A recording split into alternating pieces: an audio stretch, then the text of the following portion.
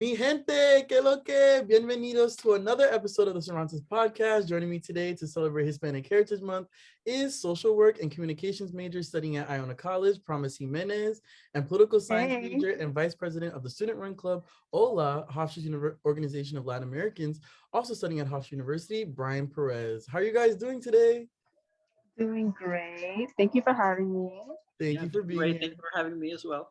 Thank you guys for being here. I appreciate it. As a proud Latino myself, I just had to have an episode dedicated to this month. During National Hispanic Heritage Month, the United States honors the cultures and contributions of Hispanic and Latino Americans from September 15th to October 15th.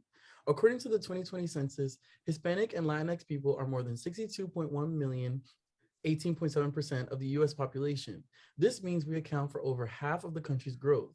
There are 22 Spanish speaking countries in the world. For those who do not know, my mom was born and raised in Puerto Rico and came to the United States when she was in middle school. First off, to let our listeners know, I wanted to ask you guys, where are the two of you from? Okay. Well, I'm Dominican, but I was adopted by a Puerto Rican family. So I like to say that I'm both. So yeah. Yes, okay. And you, Brian? So my family's Salvadorian, and I was born in Long Island.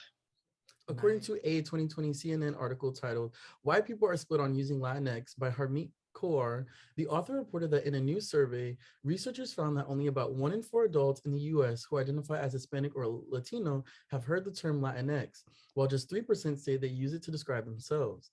The author went on further to report that those who use the term lended to be younger, US born, bilingual, or predominantly English speaking and Democratic leaning, the survey found. They were also more likely to have gone to college. I wanted to ask you guys, how do you guys identify Black, Afro-Latino, Latino, Hispanic, Latine, Latinx? Well, I consider myself Afro Latina, and the reason for that is because it incorporates both Afro and Latina. Just recognizing the fact that I come from African descent, and whether you want to act ignorant or not, you can see it. You can see that I come from African descent, and you're gonna feel that I come from African descent. And I use the word Latina, Afro Latina, because I come from Latin America. I come from, a Hispanic country in Latin America. So that just incorporates both. So for me, I call myself Latino. Just to go back on what you were stating earlier about Latinx, I'm gonna be honest with you. When the first time I actually heard the word Latinx is when I got into Hofstra. I remember asking my parents about it afterwards when I first heard it, and they never had heard the word in their lives before. And a majority of my friends are international students. They are from Latin America, either South or Central America or Mexico. And I've even asked them as well. And for them, when they came to Hofstra, it was also their first time hearing the word Latinx. Okay. It's not a very, very common used term throughout Latin America. And so Hmm. for me, I use Latino. Since I was born, that's the way I was raised. So I use that term Latino, just to embrace my roots and to embrace the fact that I come from an indigenous background. Uh, El Salvador has a high population of indigenous groups. So for me, I get to embrace the fact that I'm Latino. Do you guys speak Spanish fluently? Uh, Yes, I speak Spanish fluently. yeah, Okay. Yeah. yeah, And you same too, with me. Brian? Yeah, Spanish was actually my first language. Oh, okay. I didn't Yeah, know that. because I'm not gonna lie though, it was kind of a struggle. Just facing just in a sense bullying because for me I struggled with learning English. Okay. Well, like I said, I grew up speaking Spanish. That's how my parents raised me. And then going into school for the first day, just everybody's speaking English, and there I am not understanding a word of that they're saying. And, I guess I remember getting these looks as in, who is this kid? Can he speak? But they thought I was so shy, but it was just the fear and the anxiety of speaking. Oh, So it was quite the struggle. But I'm very proud of the fact that Spanish is my first language. It's a beautiful language. It's one of the Romance languages. yeah. Yeah, Yes, my no, first I language is English, yeah. But definitely growing up, I was like, no, I want to learn Spanish. I want to know what my family's saying. I know they be talking about me. So I want to know my family's saying. I want to know what my friends are saying. I want to know what the hell is going on with these novelas. Like, so definitely like I made an effort to like learn Spanish at a young age. And I remember my mom, like growing up, she didn't really speak Spanish with me. And I'm like, why are you not speaking Spanish with me? Do you speak Spanish with the family members? Like, what's going on? I was getting mad. But then as I got older, she saw like, wow, Thomas speaks a lot of Spanish. I guess I could speak Spanish with her now. So as I got older, my mom became more comfortable speaking Spanish with me. And then all of a sudden, like all my family members just know now that Tommy speaks Spanish. So they speak Spanish with me. I speak with my friends, speak it at work. Just now it's everywhere. So I love that. I love that for you. No, yeah, because yeah. I wish I knew I was fluent. And I know like I'm practicing and I try to speak to my friends and my family and I try to listen to the to interviews and not put on the subtitles. And Yeah. usually I kind of get it, but I was trying to watch before this interview I was trying to watch an interview that Daddy Yankee did about like the legacy he's that the way he's impacted Latin music. And I was like, Hmm. okay, I kind of get it, but I kind of don't get what he's saying. But you know, I'm trying, and like I've taken classes. I took Spanish 3, which is Yeah. like the highest, I believe the highest course that you can take at Hofstra for Spanish. But yeah, I really want to learn because I want to be able to speak to my family members that are not that don't speak English. Like all my titis in Puerto Rico, and Hmm. like my grandma sometimes she doesn't understand certain things, so I wish I could like speak with her, you know, and like how my mom and aunt they could just go back and forth like super quick. But yeah, it's Yeah. a beautiful language, and I was literally just speaking about in my last episode immigration and xenophobia with Erickson. Brian knows Erickson from Ola about how a lot of times Americans, white people, for being honest, will like kind of harass Latinos for speaking Spanish, like, oh, you need to speak English if you want to live here.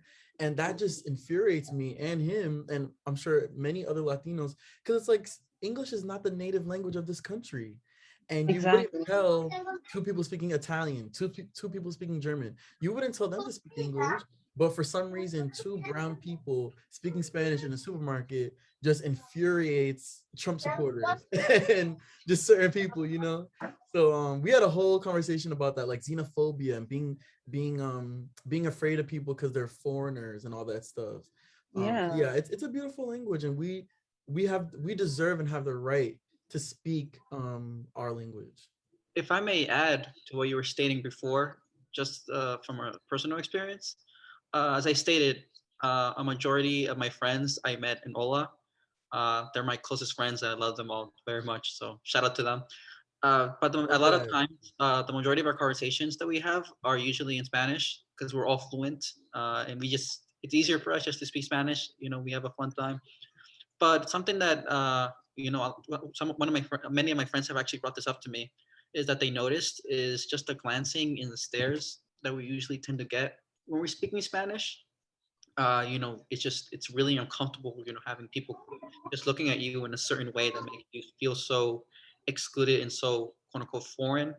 Although all we're trying to do here is to speak our language, embrace that beautiful language, that Spanish. There's such a beautiful rhythm to it, as I stated before. But many people tend to always, just look at us with these odd and just strange stares, as though we're some type of exhibit, some type of showcase, which we are not. All right. Yeah. And just it just angers a lot of us because we're just embracing our beautiful language. And as you stated before, there is no official language in the United States. This is a country of many languages, and Spanish is definitely one of them here. And I just wish people could understand that further rather than just being so judgy and so. Right. Because it's But like it's not like you never heard it before. yeah, These Exactly. these people love our food. They go to restaurants. Where do they go on vacation? Our countries, you Uh-huh. know? Cabo. My next point. In an interview back in November of 2018, multi-Grammy and Latin Grammy award-winning artist and king of reggaeton, Daddy Yankee told Billboard that his favorite home-cooked dish is arroz con pollo. You know, the typical dish. What are your favorite dishes from your own countries? but for me, I have two options here. Uh, Number one, the most famous dish in El Salvador are pupusas. They're delicious. They come, the frijol con queso or revueltas, all recommended. Erickson Delicious. spoke about that. Yup. Yeah, yeah. Just highly recommend if you haven't tried it, try pupusas to all of you, please. And then another one, Hmm. we make fried plantains, plátanos fritos, as we call them, with cream and just beans on the side. Another beautiful meal right there. Usually it's more like a breakfast, but for me, I eat it all the time because it's delicious. But I definitely recommend it. One more, it's a tol de maíz. Um, how can I explain it? It's sort of like a pudding to an extent, but not really. It's more like a hot drink, but it's really Oh, really delicious. I really recommend it. It's just there's so many other foods, but if I were you, you want to try a Salvadorian dish for the first time, definitely go for pupusas. You won't regret it. I gotta try. I gotta try pupusas. Me, you, and Erickson gotta go get some one Oh day. yeah, oh yeah. You let me know. You let me know. We're Yeah, down. and you said Auto de maíz. Yes. Okay, And I gotta tol de try that maíz too. and tol de piña, tol de piña, which is pineapple. I gotta try those. And you guys listening too, you have to try that as well. And Promise, what about you? What would you recommend? And what's like your favorite dishes? Well, he gave a lot. Now I got to give a lot. Okay. Okay. Yes. So definitely at home, I love a locrio de salchicha, a locrio de pollo. So that's basically just same thing as I just eat. It's rice mixed in with any type of meat. That's called a locrio. I also like pateles, pateles in olla, if you want to call it that too. And the reason why I like that is because at first I hated it. Like my mom loved eating that for Christmas, and I'm like, why? Like, what is that? It looks disgusting, mom. Stop. And she's like, no, try it. And I'm like, fine. One day I was like, fine, whatever. So I tried it, and I fell in love. What's another thing I Is like? pasteles Um, big in Puerto Rican and Dominican culture? Is it in both? I feel like I feel like it's bigger in Puerto Rican culture. I Okay. feel like it's bigger in Puerto Rican culture. Okay. Yeah, same thing. The next thing I'm gonna say is coquito. Best My coquito you could mom find loves in Puerto coquito. Rico. Yeah. Love coquito. Love it, love it, love it. My mom would not let me drink the one with the rum in it, but I still have a little bit, Yeah. Yes, my mom, because that's very common Yeah. in for Thanksgiving, Christmas, or even if you're just chilling on the beach, City Island. But yeah, that's very Yeah. common for like the Thanksgiving and Christmas. Yeah, for Mhm. sure. And also los tres golpes. So that's a Dominican breakfast. Is totones, salami, and it's eggs. So you add that Okay. together, tres golpes. Tres go. Mm-hmm. Okay, okay. Yes. Yeah, so you guys gotta try that. You guys gotta try that. Those are some good dishes. Some that I've tried before and some that I need to No. try. So Colombian singer and songwriters Maluma cited Ricky Martin as someone he looked up to growing up and actually got to work together on the song No Se Me Quita from Maluma's album 1111, released back in 2019. I wanted to ask you guys, who are some of your favorite Latin music artists? Well, I'm an old lady at heart. So I love my old bachateros, Anthony Santos, Raul Rodriguez, Teodoro Reyes. Like, I'm such an old lady at heart. Yes. So that, yes. Yes, I always hear those hear bachata like it's time to clean when it's like a Saturday morning or a Sunday morning and you hear your mom blasting bachata from the kitchen. Yeah. The old Yes, bachata, yes. yes. And for you, Brian? Actually, I'm gonna agree with Promise here. It was the same with me. My mom would listen to bachata all the time. Aventura, full blast. For my dad, he likes Los Bookies, which is a Mexican band. Ooh. Great band. I recommend you listen to them for sure. At the same time, for me, because I'm also kind of an old man as well. Like I said, Los Bookies and you know Aventura. But I've also started singing to Bad Bunny, J Balvin, uh, you know, Yes, yes. of our age, as they say. Yeah, But like, Yeah. can't get enough of it. on and on. Which Latin music artist do you guys think deserves a biopic? You know what? I feel like Teco Calderon. You Oh, know Tego Calderon, I the do not know who that is. reggaetonero? So he does reggaeton. He's Afro Latino, and he's been doing reggaeton since the 90s. So, there's a biopic on Nicky Jam. There's a biopic on J Balvin. There's a biopic on Daddy Yankee. Great, great artists, great reggaetoneros. They are trailblazers. I'll say that. But they're white. You know, I Yes. want to see a biopic on an Afro Latino reggaetonero, Diego Calderon, and I feel like his music is so like underrated too. Like he's an amazing artist, and I kind of feel like, and maybe I'm putting the race card here, but I feel like his music is not that big because he's black. Oh, that's interesting. That's So what I feel like. it's kind of like they only allow in the Latin music market, they only allow like just a couple to get mainstream and like to get big. Because like Celia Cruz, like Yeah. she was big, but like besides her, I can't really think of any Any other others. Cuban artist, right? Yeah. Afro So I Latino. Yeah. Yeah, and I bet there's more Afro Latino reggaetoneros like that there are out there that's been here Like for years, Ozuna, and that's we just don't one. know about it. That's one Afro Yeah, Latino. yeah, but he's current, right? Like he wasn't like Right, making music in the right, 90s, right? So what I'm right. saying is like I'm sure there's a lot more Afro Latinos that are making music in the night since the 90s, but we probably don't know about it because they didn't get their chance to shine, you Right, because of know? the record companies, they want to push a more, they say, mainstream look. They want a marketable look. What does marketable Yes, mean? White, yes. blonde, light eyes, light skin. So yeah, that's true. What about you, Brian? Who are some Latin music artists you would love to see like them make a biopic of? Well, for me, as I stated before, I grew up listening to Los Bukis. My dad still listens to them now to this day. Literally, my whole childhood, I listened to them. So for me, because they were very like top notch in the '80s, very famous in the '80s. They still are now. They actually reunited a few months ago, and they're on tour right now. Oh, okay, Uh, okay, so wow. it's just so fascinating, the fact that even these many years later, they still have an impact not only on quote unquote the older generation, but still young people like myself. That's Right. music so powerful and amazing. Just so they could be recognized for the contributions that they've done to the Latin music industry, to just embrace their music. And like I said, as I stated before, I grew up with this music. It's like the I saw the soundtrack to your life. Yeah. Literally, yes, absolutely. Literally, I remember waking up in the morning, getting breakfast ready, and that's the music that was playing in the background before my dad went to work because he loved that music and he still does. When I go home, for example, to see him, because he has the Alexa, he's always like, "Hey Alexa, play those bookies." I'm like, "There you go, still there, Mhm. still there." So it's incredible, and so No, I I would love love to that. see. Yeah. My last question for you guys: how do you celebrate Hispanic Heritage Month, and what does being Latino, Latina mean to you? Mm, how do I celebrate?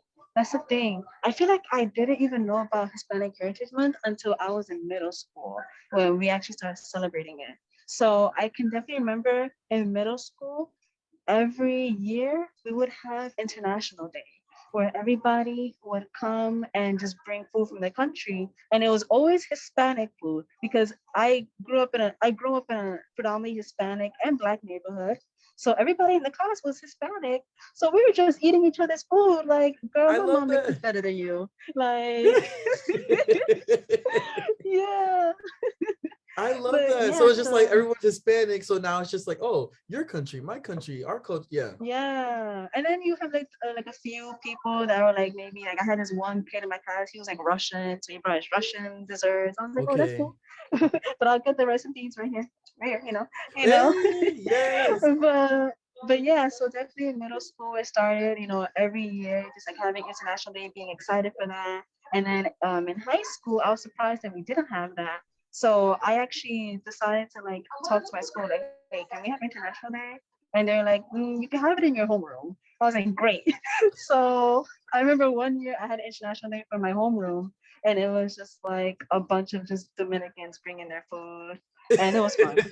Yeah, But I love that you still push for it. I love that you still yeah, made it a priority. Like, no, we need to celebrate yeah, people's differences, our cultures. Um, yeah, I feel like we talk about Black History Month, and we're proud of Black History Month, but I feel like on social media. But then when it comes to school, it's like, from my experience, okay, we're gonna have one assignment about Black History Month, and then that's it. So we speak about in my experience, we speak about Black people this much, and then Latinos, it's like non-existent. Like, we don't really, there's no celebration for it in school. So I really yeah, want to change the narrative. I want the clubs that I'm a part of at school, I want my social media, my podcast, I want to educate and celebrate it, because I think the more we talk about it, people are just gonna like, all right, well, let me celebrate too. Let me be a part of this too. So yeah, for sure. yeah, Brian, how do exactly. you how do you celebrate Hispanic Heritage Month, and what does being Latino mean to you? Well, for me, also very similar to what Promise stated, I hadn't heard about Hispanic Heritage Month until I was literally in middle school, high school.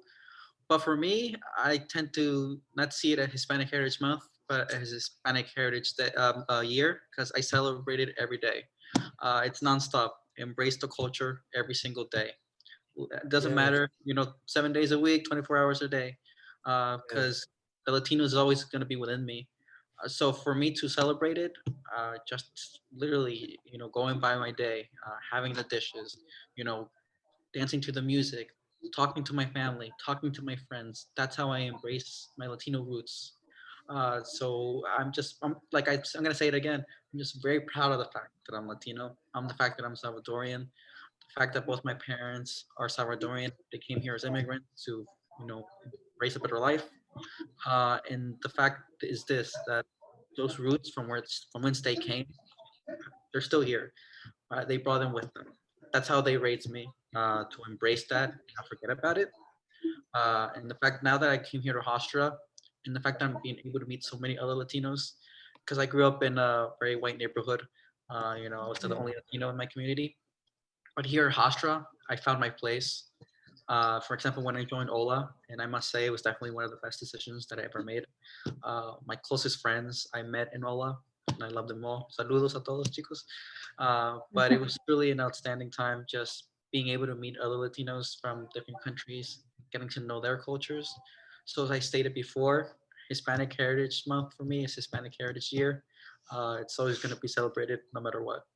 I love that. I know. Yeah. Shout out to everyone at Ola, Victoria, Erickson, Pamela, Lucia. Who am I forgetting? Lauda, like everyone, because they are so nice and they were so. And I was kind of scared to go to that meeting before COVID. I was like, oh, like it's the middle of the semester. Like I don't know what's gonna happen. Like, but you guys were so nice and very helpful, very just very kind, and I'll never forget that. So whenever I go to Ola meeting, I always encourage other people to go. Like, no, like they're nice, because I think sometimes college can be scary. Not Yeah. everyone is as kind as you are, especially here in New York. People are not very kind. As a New Yorker, I can and promise knows for sure. Yeah, I know. So I was a little nervous, but I love Ola, and I think that just represents our people. Yes. Black Yeah, people, Latino people, we are kind. Family is a big thing. Togetherness and positivity, that's very big in our culture. So um I expect nothing less. I expect nothing less. And for me, Hispanic Heritage, I just want more people to know about it. And I'd say the way I celebrate would be this episode. This episode, educating people on our history on my Instagram, my personal Instagram and the podcast Instagram. And just again, just like you guys said, just being Latino and living every day proud, because there's people who don't want us here. There's people who don't like us. There's people who challenge us and want us to go back to our country. Where am I gonna go back? Where am my mom gonna go back to? Puerto Rico's part of the United States. Where am I gonna go back to? The Bronx? So we are we are proud, and there's people who don't want us to be proud. So we have to be very pro Latino, very outspoken and loud, because other people get to be loud about their country and their culture. So why can't we? Period. exactly. So now for some rapid fire questions, TCP rapid fire questions. You don't have to answer them quickly. I just call it that. But for the first question, what makes you laugh the most? Oh, makes me laugh the most. Honestly, myself. Like I'm always cracking jokes. I I'm love always that. cracking jokes like about any situation, like literally anything. It's like I'm always improving, honestly. Like Yes, so no, definitely me and myself. Promise, Like like I'm holding my stomach. When I used to go to oh Iona, my god. yes, yes, no, I Promise is remember hilarious. those days. I remember those days. You Throw gotta back come to back. freshman year. Throw back to freshman year. Yes. And for you, Brian, what makes you laugh the most? Well, don't get me wrong. I definitely make myself laugh a lot. But for me, it's definitely my friends. Literally, when I hang out with them, I never leave not laughing. They always find a way to make me laugh.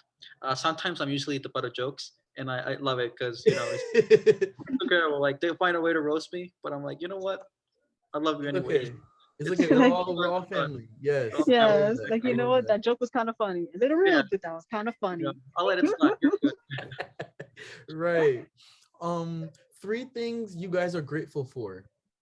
Ooh, my family, um, my education, and life.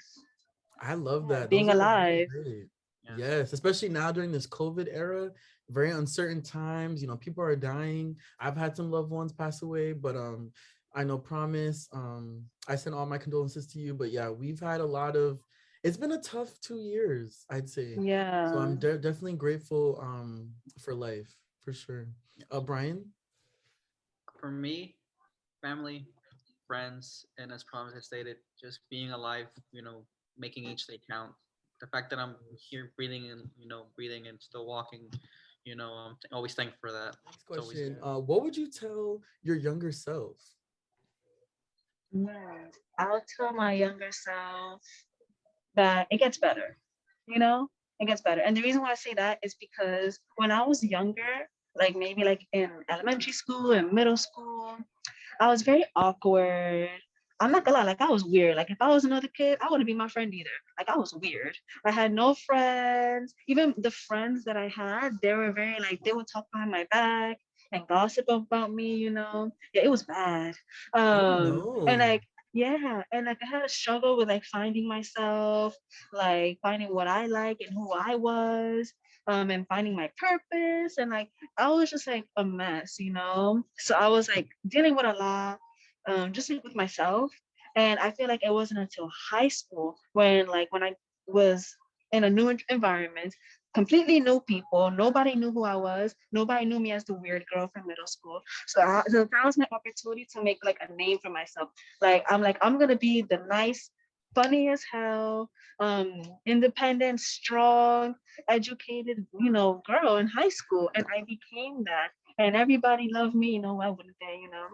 But like Yes, I love that. everyone, yes, and like I always wanted to have like a lot of friends in middle school, and I got that in high school. I always wanted to be known for my sense of humor. I got that in high school. I always want to be extroverted and not weird and awkward. I got that in high school.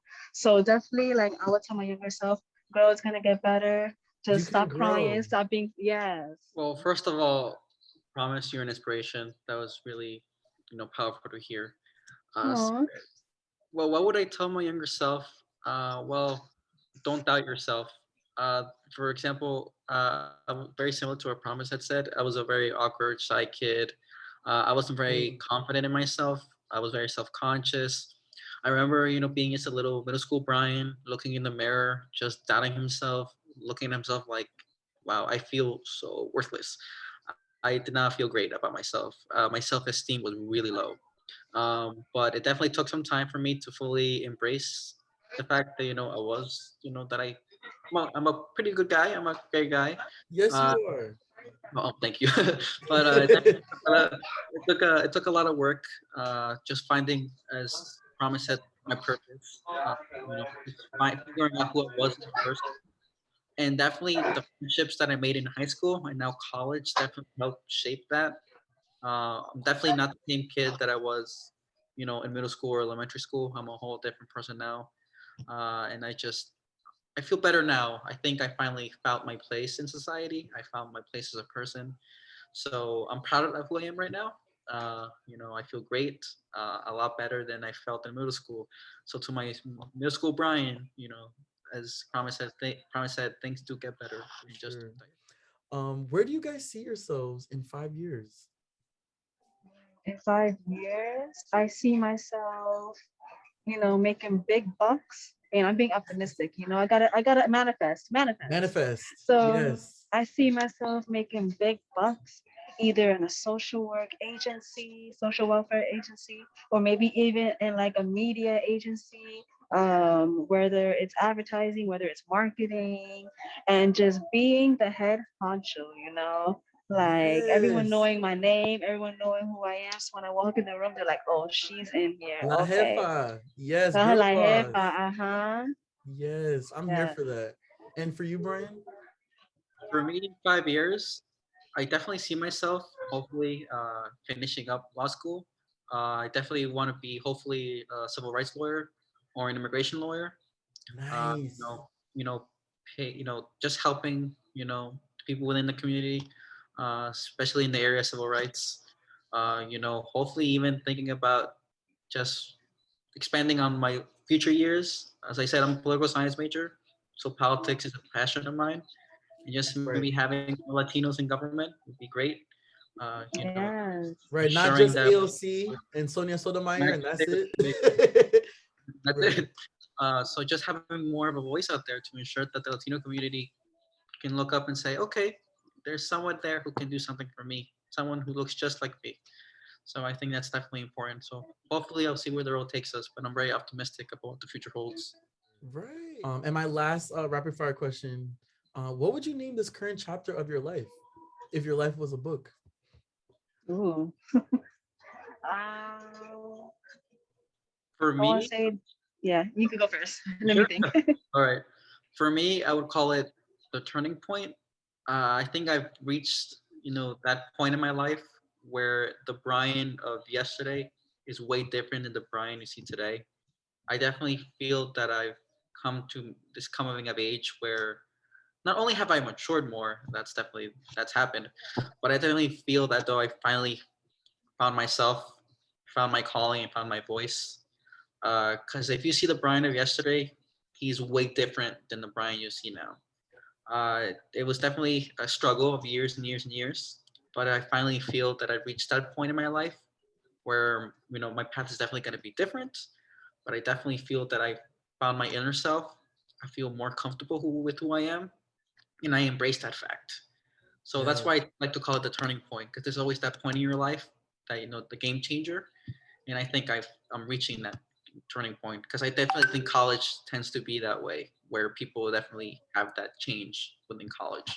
I like that. No, yeah, because like we're like we're adults, we're young adults, but like college is still, it's not entirely the real, we're not in the real world yet, not really. Yeah. So we're just starting. Our careers are just start internships, and what's gonna, like, living on our own. Like we have to reach that part as well.